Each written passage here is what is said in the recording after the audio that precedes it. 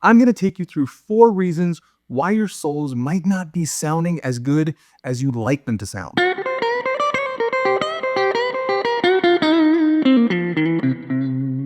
These are really common mistakes that a lot of guitar players make, but they are very fixable. So as I go through them, I will provide what I think are some good remedies to these common errors.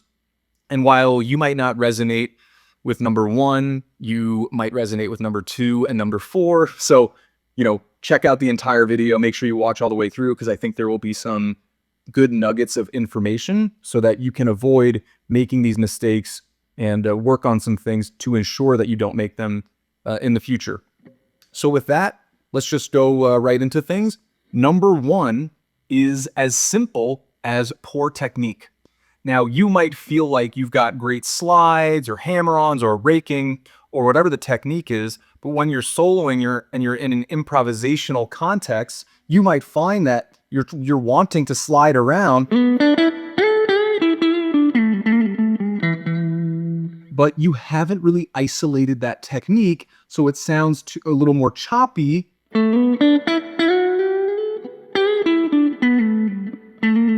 Right? That kind of, I'm exaggerating here, but that essence where someone is sounding stuck or it's sounding fragmented and clunky.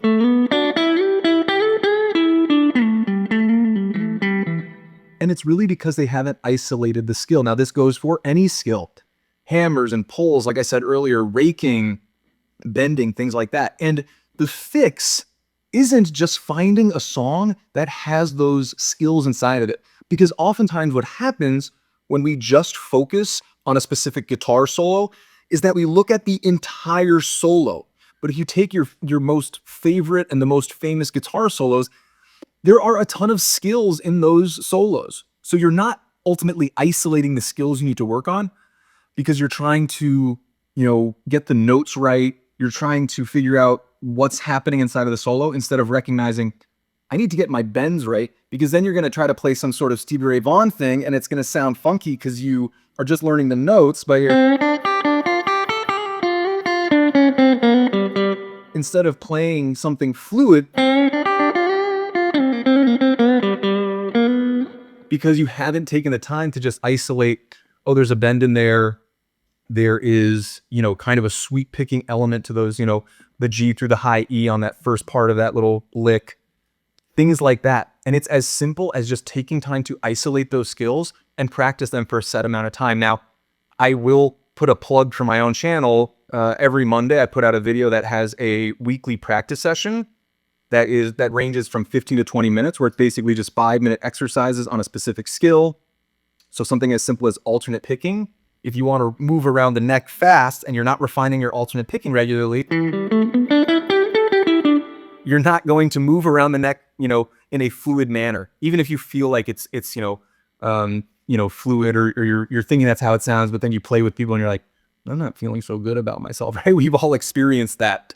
And you want to make sure that those skills are dialed in. So every Monday I have a new, fresh practice session that has different skills. So if you stick with that for the week, you will be this well-rounded guitar player after a few months, years, however long, I continue up with this or keep up with it.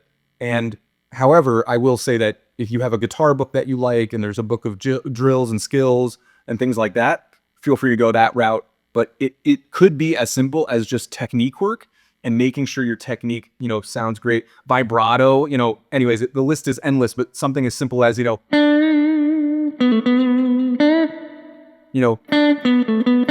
can sound clunky if you don't have a good vibrato going on. So those things are really important.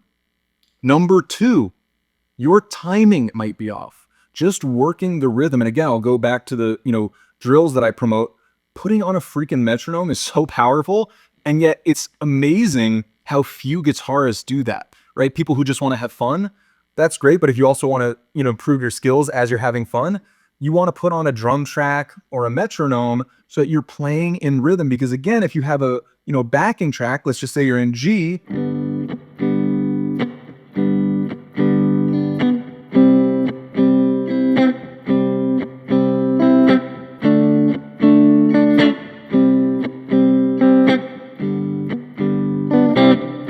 and you're trying to play over that, and you're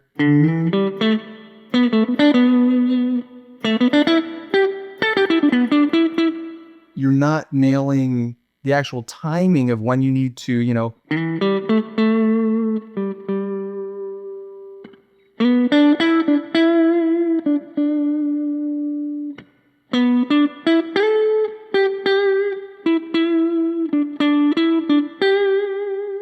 right? If you're not actually playing in rhythm with the backing track or the band you're with, it's going to sound off. And I will tie in, in this one and the next one, patience is huge. Yikes, are people trying to do so much inside their solos? And let's just lead that right into number 3. So I will just reiterate on number 2. If your timing isn't great, you're going to sound off. So play with the metronome.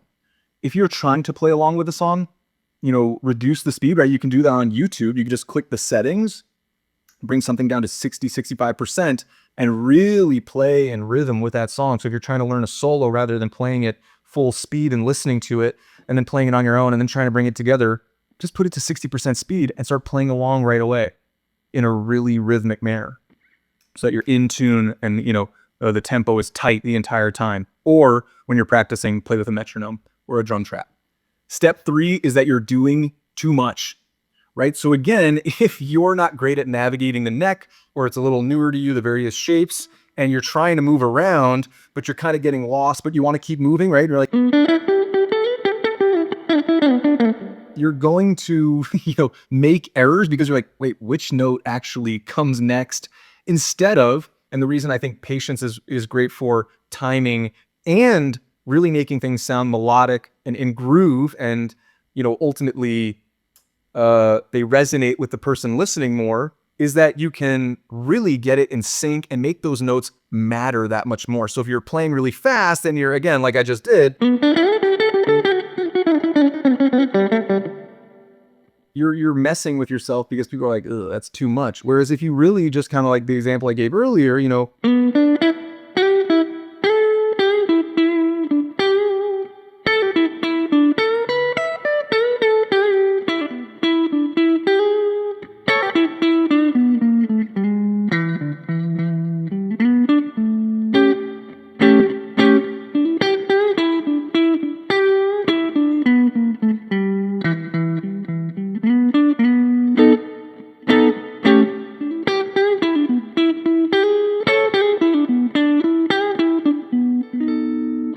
if you can just simplify things, right? I was really just in one spot on the neck.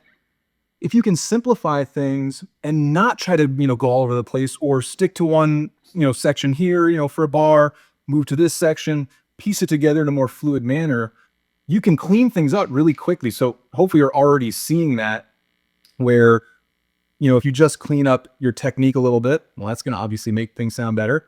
If you clean up your timing a little bit, that's going to bring things up.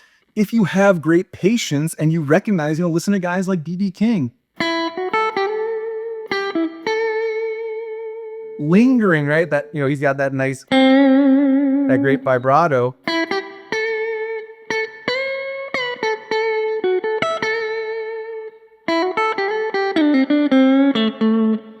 And a lot of blues guys, you have to be really melodic and think about where you want to go, because there's only, 3 chords at play, 3 chords in the background. And at most you're using 7 notes. So, that's a really important thing to recognize, is pausing, treating it kind of like a singer, taking a breath. Where do you want to go next? Rather than just, I've got to fill in all the space with all these notes. And you'll hear a lot of guitar players talk about that. There's a great interview with Warren Haynes, with Rick Beato, where they're talking about taking a breath, taking a pause. So do less and you might sound even better. The last thing, number 4, is that a lot of guitar players are afraid of repetition inside of their guitar solos. So you'll hear people in this, they all kind of relate to each other, but if you're doing too much and you're constantly trying to move away from a spot, you're not going to get those kind of melodies that sound great, and you're not going to be building on a phrase like so many people do. So you're going to try to, emulate Stevie Ray Vaughan and do some sort of, but then you're going to, and then it falls apart instead of that. I think sounds decent. Again, I'm kind of, I feel like I'm rushing through this to make sure that it's efficient, but you hit that and then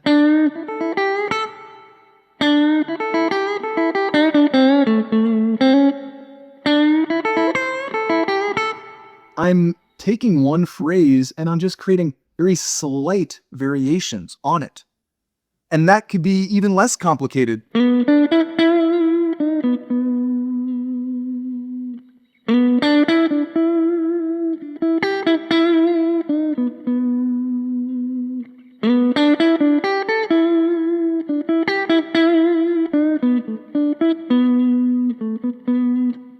It can be so simple.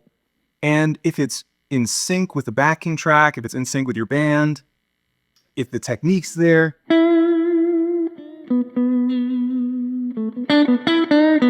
if you're focusing on, great picking, changing the kind of dynamics,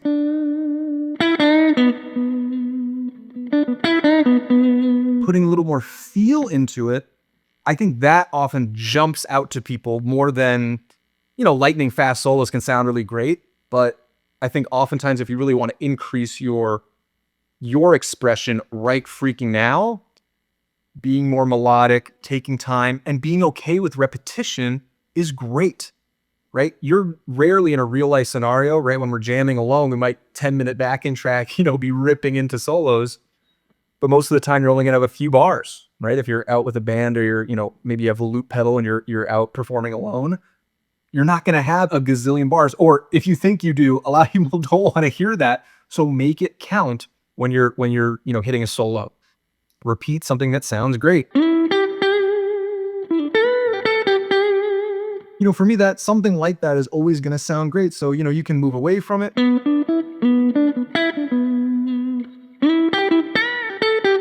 but come back to it, use it as an anchor, things like that. So I will leave it there. There are 4 freaking steps. Again, if you found this to be helpful, you want to, refine your technique and stuff, I would recommend, subscribing to the channel. Obviously that's helpful for me. So if you like this, like the actual video, and give a follow or subscribe to the channel, because I do put out those weekly practice sessions.